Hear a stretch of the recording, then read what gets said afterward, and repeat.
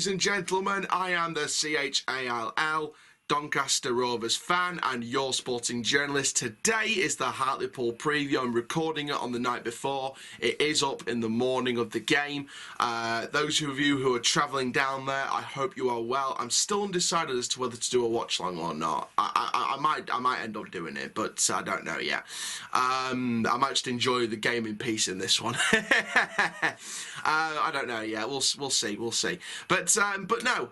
Anyway, Hartlepool United away. Again, obviously, good luck to everyone going down there. Hopefully, it's not as bad as Rochdale was with their salty little schoolmates, but we move on. Please do like, comment, subscribe, click the notification bell to never miss a YouTube video. Obviously, the socials are at the bottom of your screen and in the description. Also, the link is down there for Coaster Channel, the other channel. Please do give that a follow as well. We're on the road to 3,000 subs on that channel and nearly about 800,000 views in total, which is unbelievable. So thank you very much for that.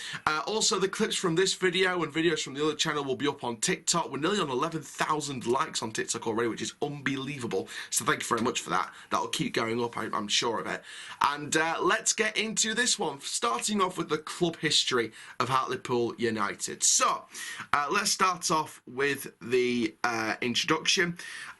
Formed in 1908 from a successful amateur winning team, joining the league in 1921. So, of course, in its early years, they rose from the remnants of a previously successful amateur side in 1908, survived the now infamous bombing by a German Zeppelin in 1916, and joined the Football League in 1921. Now, of course, it started off in 1881 as West Hartlepool Amateur Football Club, and they became founding members of the Durham FA in 1883.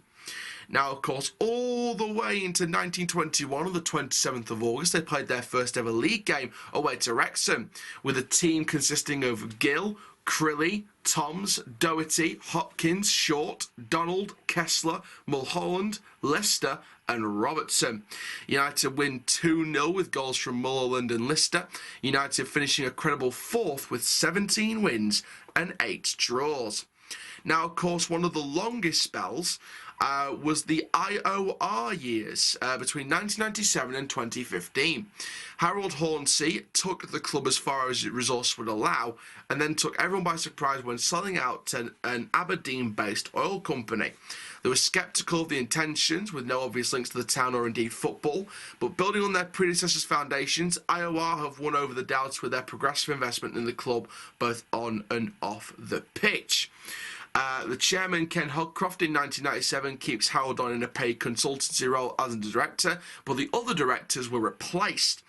Now, of course, they started up their own centre of excellence to bring through their own young stars for the future in 1998 in September. History turned full circle as West Hartlepool Rugby Club commenced a planned 3-year ground share at Victoria Park with the Allied Dunbar Premiership, but the deal ended after 1 year and West suffered successive relegations out of National League Rugby. Now, Peter Beardsley, the England legend, made his debut in 1999, scored in the 2-2 draw with Cambridge United. Now, obviously, the club mascot H. Angus the Monkey made his debut in the first round FA Cup victory over Millwall in October 1999. Now, obviously, there have been other brilliant moments in the past of the club. There was the playoff final at the Millennium Stadium to Sheffield Wednesday in 2005 with goals from Effiong Williams and John Daly, seeing Pools come from behind to lead, but 9 minutes from time and dubious penalty awarded against Chris Westwood, who was then sent off. Converted, and the Owls made their man advantage pay, scoring twice with Talbot to win promotion to the Championship and condemn Pools to another season in Football League One. After 3 seasons, they were relegated from League One in May 2006, following a home draw with Port Vale. Now, obviously, they've had other previous managers. They celebrated their 100th birthday in 2008 on June 1st. They've had managers such as Danny Wilson. They had, obviously, Colin West as the assistant coach departing when Mick Wadsworth came in 2010. You had Director of Sport Chris Turner over there. You've had, obviously, Neil Cooper as first-team coach, assisted by Mick Barron, and then left in October 2012. John Hughes joined from Livingston in November 2012. They were relegated to League Two in 2013 again. Now, of course, Colin Cooper was involved, assisted by Craig Hignett in 2013. You had other staffing changes throughout those years as well. Then a humiliating FA Cup defeat to Blyth Spartans in December 2014, relieving Paul Murray and Willard Danashi of their duties. Obviously, there was a rekindled hope with a sequence of victories in March 2015, lifting Pools out of the bottom two. Now, of course, they finished 22nd of the table in May 2015. Now, of course, from 2015 onwards, they had the Sage Investments, JPNG and Raj Singh era. Now, this was first starting in June 2015. Now, of course, obviously, they had their relegation to the Vanarama National League. They came out of the National League. And, of course, obviously, this season, they brought in Paul Hartley as manager to lead them into a new era. Unfortunately, that didn't get off to the best of starts. They're in the bottom two. And, unfortunately, they are, of course, got a new manager at the helm in Keith Curle at the moment. Obviously, it's going to be interesting to see what he can do. Obviously, it was a good point against Mansfield, 2-2 on the Friday night. So let's see what Hartlepool can do against us today, in terms of when you're watching this today. But let's go into my predicted team for this particular match. So it's similar to the one we put out against Rochdale, but of course, for obvious reasons, one defender is missing through injury, and that is, of course, Joe Holloway.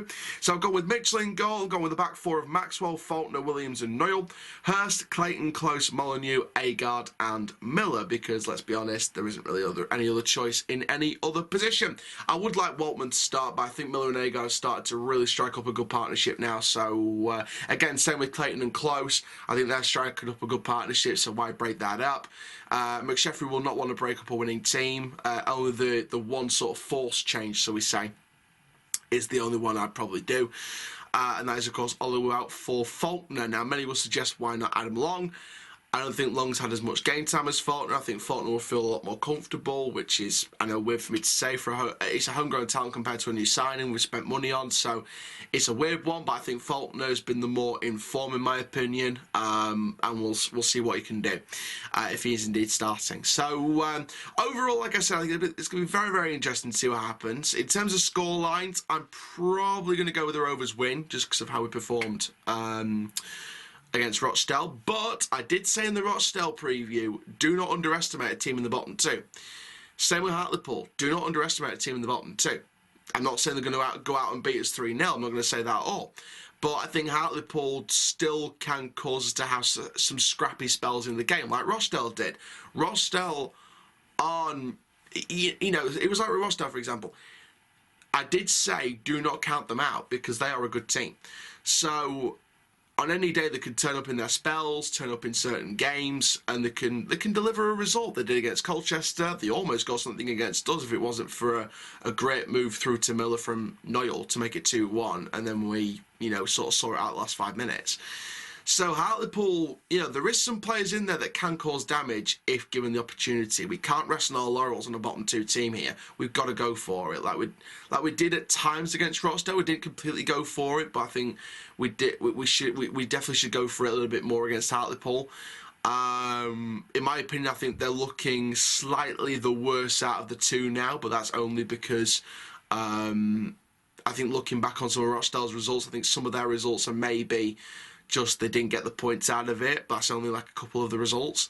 So only a few of the results. So for me with Hartlepool, I think they're more likely to drop points. But again, do not rule out that team. I think Keith Curle, he hasn't had the best record recently as a manager, but he's still an experienced manager. He's still got the tactics. Don't forget, they got a 2-2 draw against Mansfield. They came back from 2-0 down to draw 2-2. So they're no pushovers. On their day, they cannot be pushovers. So we've got to take this seriously. We've got to take every single team seriously. I'm going to go with a 2-1 win again, but we will see what happens. I don't want us to concede, obviously, but you know, again, I'm going to say it, don't rule out Hartlepool. If we batter them, fair enough, but I'm just going to keep it comfortable and keep it safe for now. But I still think we're going to win the game. But that's going to be it for this video, guys. Make sure you do like, comment, subscribe. And for now, I am the CHALL Doncaster born sporting journalist, and of course, your Doncaster Rovers fan. Keep living the Rovers life. All the descriptions, social media descriptions down below, and of course on the bottom of the screen as well. That is full time, Rovers Tide Die, and I'll see you all later for potentially a watch along, if not the match review.